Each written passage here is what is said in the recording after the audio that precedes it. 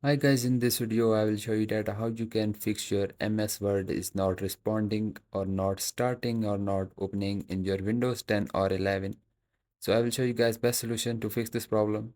First go to your Windows search and type the services and now you can open it. So once your services was open, here you need to just select the any service and just search for the service name, the print spooler. So just scroll down and look for this service.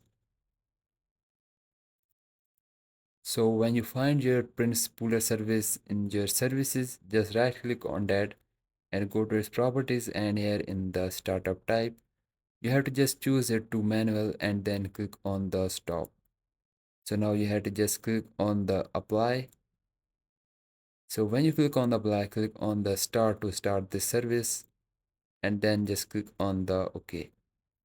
So when you click on the OK, now you have to just close your services and just restart your PC. So after the restart, your problem is fixed. So guys, this is the first solution to fix this problem. And if your problem is not fixed, then you can go to Windows Edge again, type the control panel.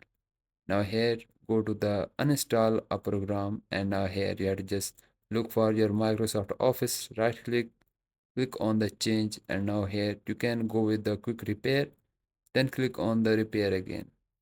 And then if this does not work, then you can go with the online repair.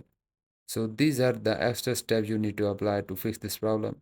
So if this step is work for you, then please make sure you hit the like button and also do subscribe to our channel, and I will see you guys in the next video.